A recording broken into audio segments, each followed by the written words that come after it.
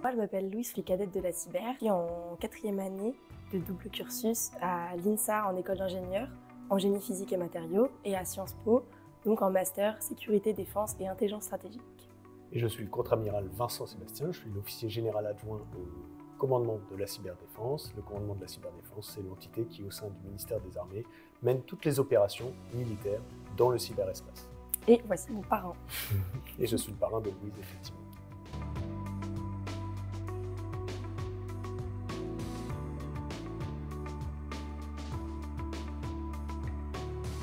J'ai choisi de devenir cadette puisque j'ai envie de travailler dans le monde de la cyber et que je trouve que c'est vraiment une super opportunité à la fois de grandir dans ce monde, d'en découvrir plus au moment de la professionnalisation et aussi une opportunité de transmettre cette envie à d'autres. C'est très important pour le commandement de la cyberdéfense de s'engager dans le programme des cadettes pour bien faire connaître la cyber, cette filière particulière, de la faire connaître auprès des jeunes femmes, de faire naître des vocations.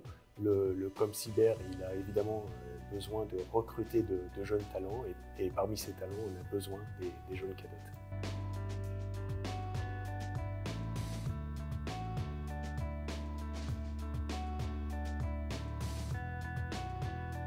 La diversité des profils au sein de la cyberdéfense a été un élément qui est extrêmement important pour nous. On a souvent une vision parfois étriquée, très technique de la cyberdéfense. Or, les métiers que nous menons sont bien plus variés, bien plus divers. On a besoin de talents de provenance extrêmement différentes. Et ce que peuvent nous apporter les cadettes, c'est cette variété, cette différence, ce nouveau regard qui va être très utile pour nos opérations. On a besoin de profils qui ont un regard parfois géopolitique, stratégique, de relations internationales, de communication, au-delà des simples aspects techniques. Et c'est la raison pour laquelle on a besoin des jeunes cadettes et qu'on s'appuie sur ce programme des cadettes.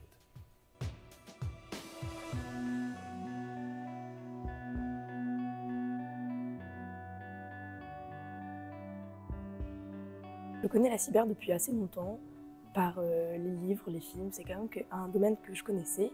Et au lycée, en seconde puis en terminale, en fait, j'ai suivi une option en informatique, puisque c'était une matière que je trouvais vraiment intéressante. Et ensuite, donc, je me suis demandé qu'est-ce qui m'intéresse en informatique. Et c'est là que je me suis dit que la cybersécurité, c'était vraiment cyberdéfense, c'était ce qui m'intéressait. Au-delà de ça, je trouve que c'est un secteur qui est vraiment très intéressant, très stimulant, qui est toujours en changement, puisque c'est vraiment une problématique qui est en pleine croissance.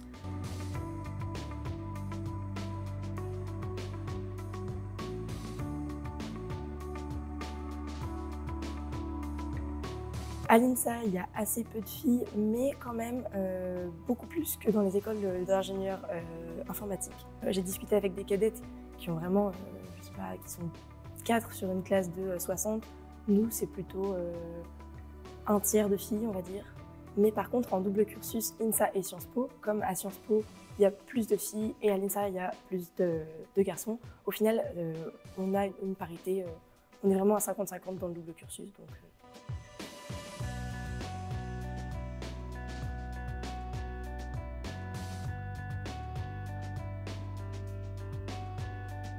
Je pense qu'il y a certaines choses qui sont ancrées dans la société. On se dit qu'au lycée plus scientifique, il y a un peu plus d'hommes.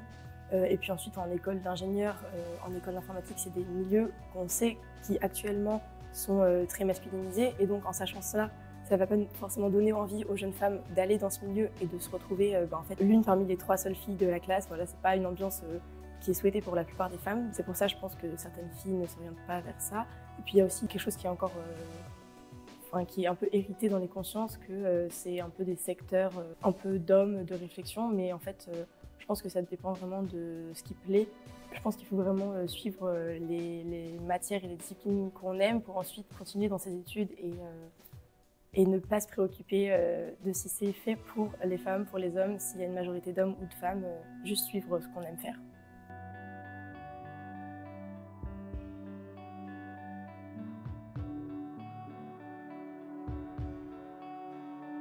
On a l'opportunité de participer à des événements via le pôle excellence cyber, de faire des visites, de faire des rencontres, d'en apprendre aussi plus. Donc moi, j'étais pas spécialement spécialisée sur le cyber technique, Et j'ai appris des concepts, j'ai appris des mots, je me suis familiariser avec ce milieu.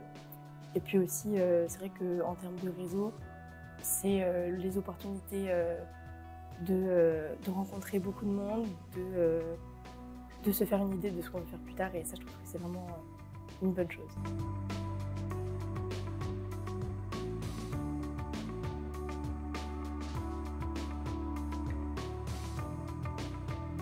Alors, j'aimerais bien peut-être travailler dans le secteur public ou peut-être dans le ministère des Armées. Je suis plutôt intéressée par les aspects donc géopolitique, relations internationales, plutôt de mon côté Sciences Po que de mon côté ingénieur.